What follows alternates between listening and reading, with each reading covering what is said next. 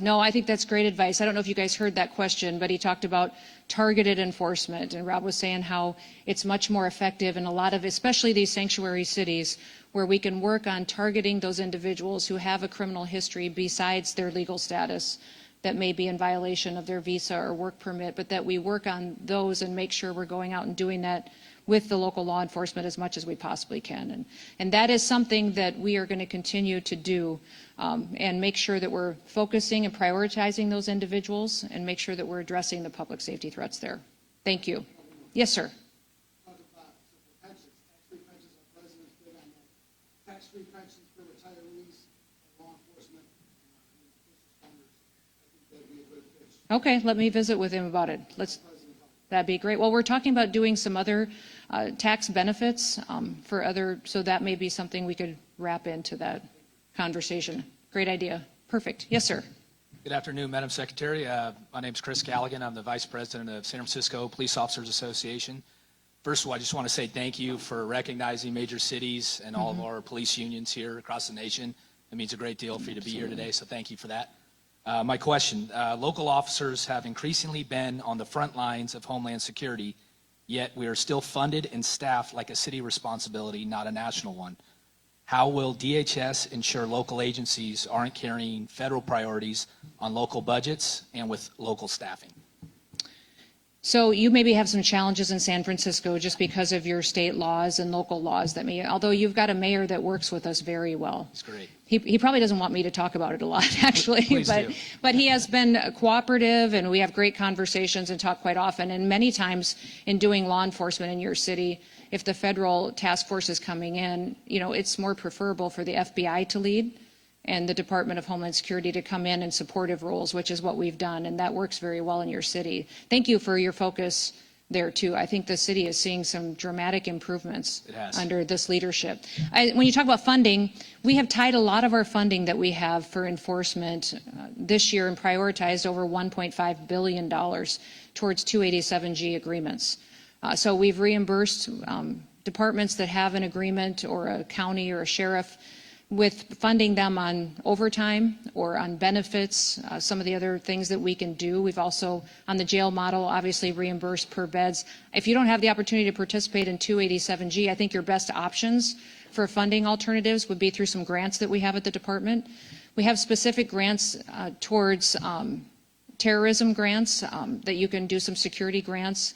And there's hazard mitigation grants that are in Homeland Security, safety grants through FEMA that would be available. So maybe what I'll do is I will forward those grant opportunities to all of you so that you can share them with your departments and have that opportunity. We also have some grants specifically targeted towards special operations. So if you've got some special operations that fit into that category, we could get you some funding that way. Great. Thank you, ma'am. Absolutely. Yes, sir. Yes. Hi, Craig.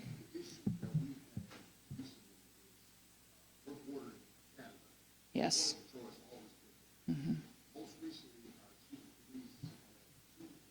One police officer and one sergeant called Border Patrol for assistance, and then after that happened, he tried to fire them for asking Border Patrol to come assist them. Oh, shoot.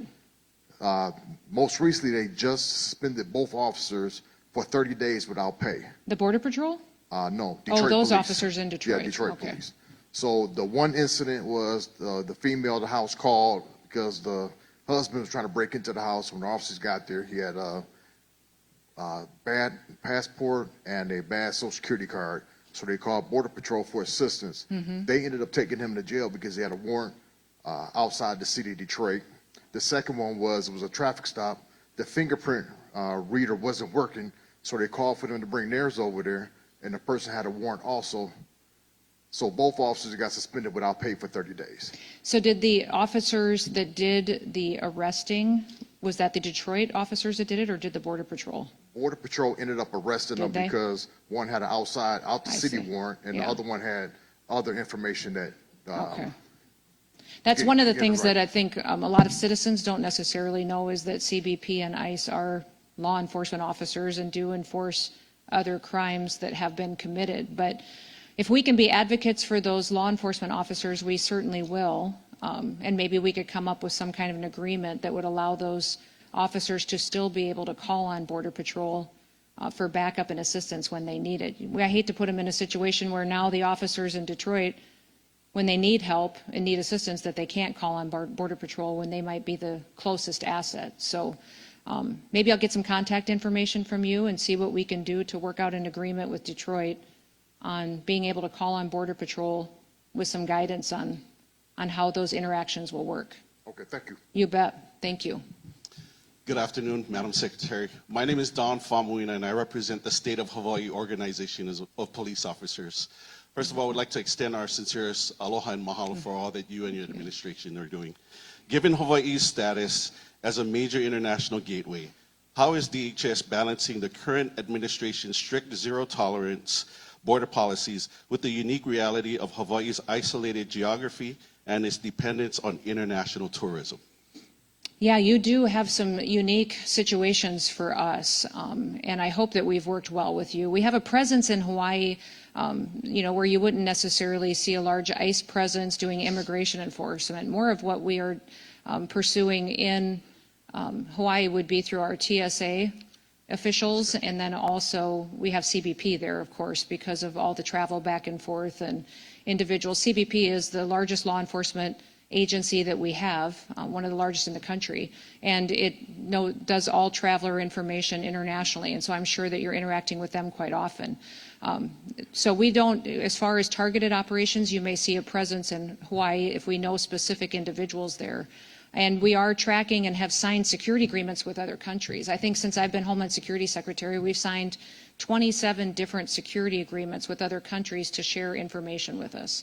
If they have a dangerous individual that they think maybe has traveled into the United States, we will share those databases with each other. They share theirs with us so that we know when some of these individuals are coming into the country. And that may be, I'd say, the vast majority of the interactions you'll see in Hawaii. If you've got some suggestions for us or experience, I'd sure love to hear. We'll definitely do that. Mahalo. Mahalo. Yes, sir. Hi, my name is Jeff Wader. I'm the proud president of the Rochester Police Locust Club, located between Buffalo and Syracuse, and just a shameless plug, go Bills. Yeah, that's right, good. So I used to have, my TFO is 728 officers. Okay. I'm currently down to 594. And I had two more come in the other day that they're retiring. And we have a very, very difficult time retaining our members, but also hiring. And I know this is a issue throughout the country, especially in larger communities. My question to you is the federal government and or the Trump administration, are they able to provide bonuses for retention and bonuses for hiring incentives to start building back our staff? I don't know if we do for local and state law enforcement agencies. We have been doing that at our federal level with our departments, CBP and ICE. We have done that. We also, I put in the budget request a 10% increase for all of our federal officers. I wasn't granted that, but we're gonna get there hopefully in this next budget round. I will look to see what latitude we have to do that. We'd have to do it in a way of grants with restrictions that it could only be plugged into salaries and bonuses. I think, you tell me, we've done a lot of hiring bonuses. And for me, it is just as important to do retention bonuses. I think it must be extremely discouraging for officers who've served for years to see other individuals hired with a huge hiring bonus while they've been showing up and been dependable and been doing the work day after day and not see that. So it's one of those things that we're working on in our department as well. Thank you. And just a side note to that is that we're seeing things now where officers will buy 3 years worth of military time and they do 17 years and they walk out the door at 20. That's so they're right. not even doing their full 20 anymore. They just want to get out. That's so right. Whatever we can do to help retain them and hang on to them. Did you lose most of your people through retirements and early retirements like that? yes. Yeah. Since 2020, we had our riots and our protests. Our projection right now is by 2030, 54% of my membership will be eligible to retire. Okay. And they're projecting that we'll be down to 500 officers at that point. See, and that's our challenge at the federal level too. We've got Secret Service is under my department, and we see that though through other federal agencies that we've got the next 2 or 3 years a high number of retirements coming our way. We've done huge recruitment drives, and we've hired a lot of new officers, but we also need to hang on to them and make sure we're taking care of the ones that are with us. All right, let me look at that. Thank you very much. Thank you. Yes, sir. Hey, good afternoon, Madam Secretary. Thank you afternoon. for taking the time out of your busy schedule to answer our questions. My name is John Crystal. I'm a captain with the Newark Police Department and the president of the Newark Police Superior Officers Association. Question here is, how does the Department of Homeland Security foresee the current Trump administration reconciling federal policies with state policies in referencing to the sharing of information by local and state agencies when it comes to illegal aliens wanted for crimes? Mm-hmm. Some of our sanctuary states, just like New Jersey and Newark, they've implemented policies, executive orders, introduced legislation barring cooperation with the Department of Homeland Security with sharing of this information. Yeah, I was disappointed to see that come out of New Jersey. It's been hard to see that. We've seen several states and governors stand up and say that they were going to stop cooperation and make it illegal to partner with us.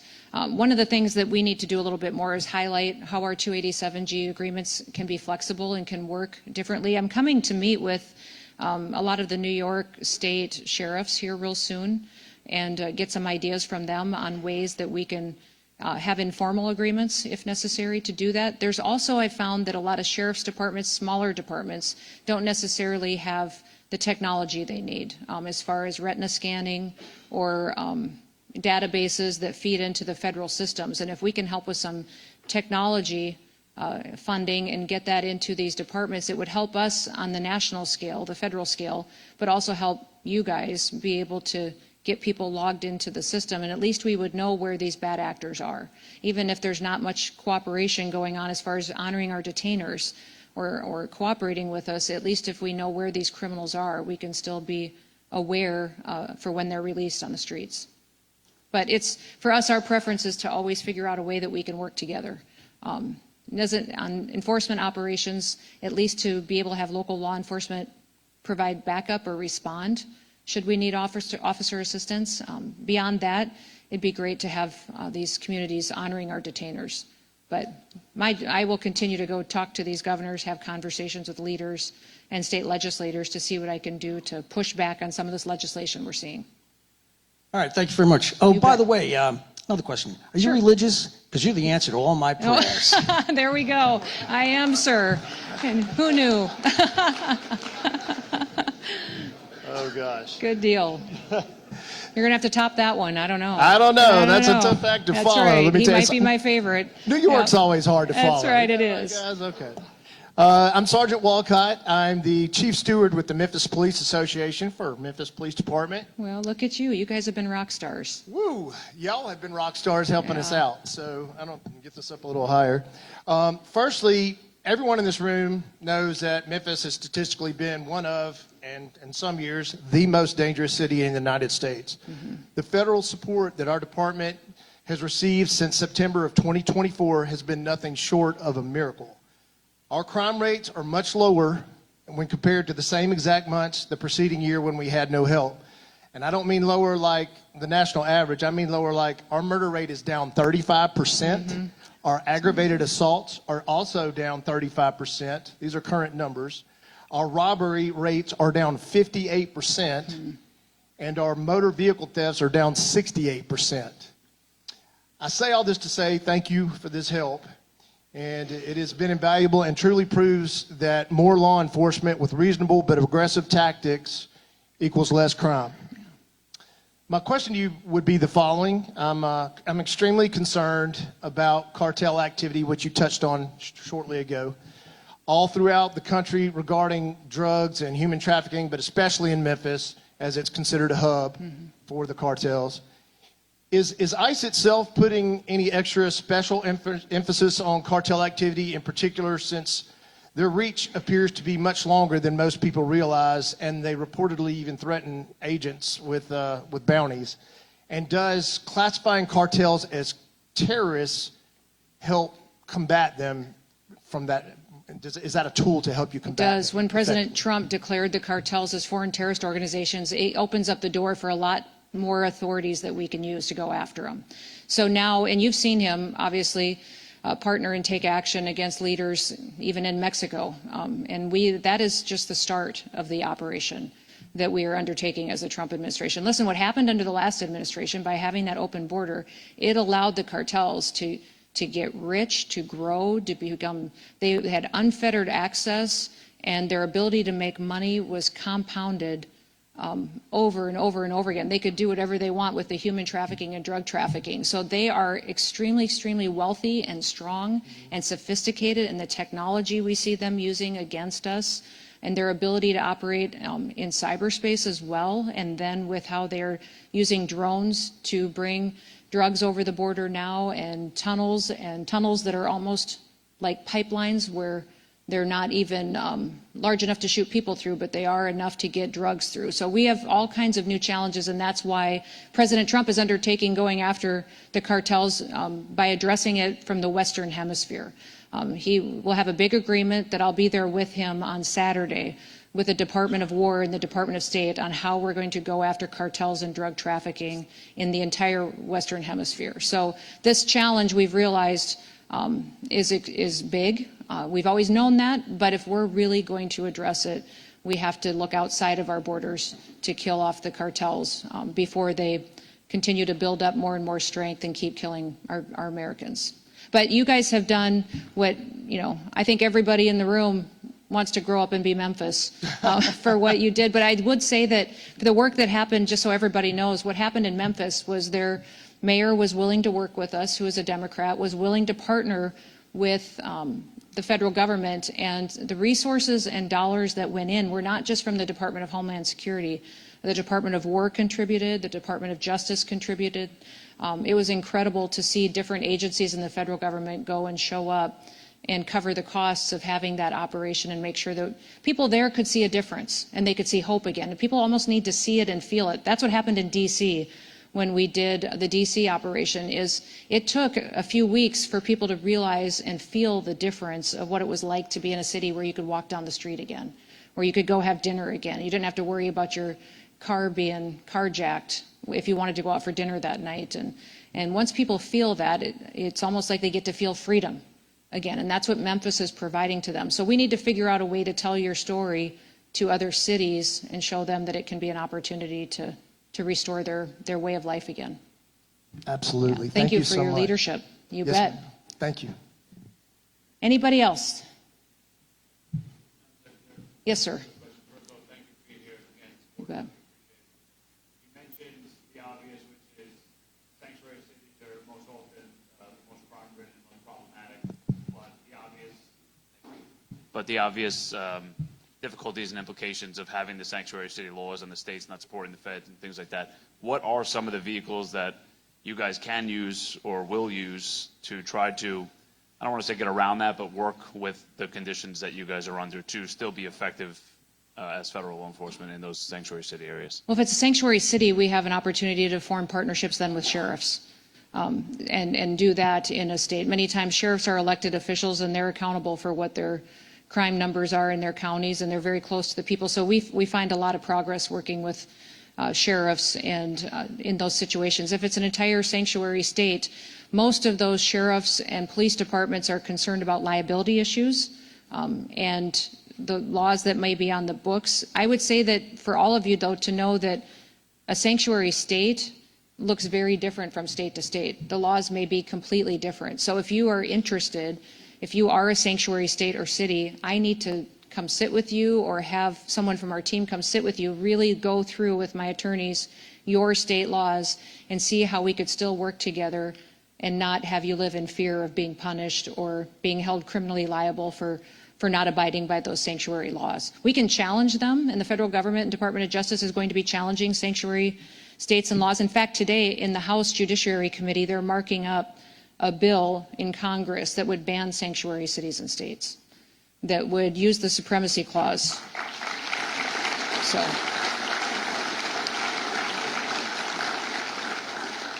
So if we could, it will pass out of committee, and I think it can pass out of the House. We're hopeful the Senate would take that up, but it's a constitutional compliant piece of legislation that would fundamentally change the way that we do public safety across the country. So if that can happen in the meantime, we figure out how we can work together to do notification of individuals that may be released or individuals that we could partner with you to get them out of your community.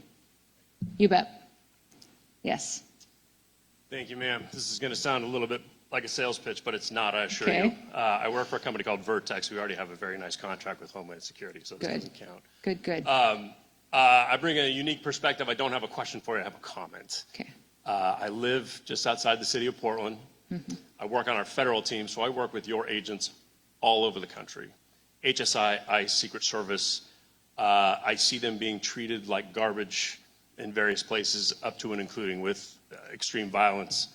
The perspective I bring is this: I have not worked with a better group of people, more professional, humble, quiet professionals. They're amazing men and women, all of them, and I didn't want to miss this opportunity to tell you that directly. So thank you very much. That goes to you, your staff, and all of your agents across the country. Well, Thank you very much. and Thank thanks you for being saying here. that. I appreciate it.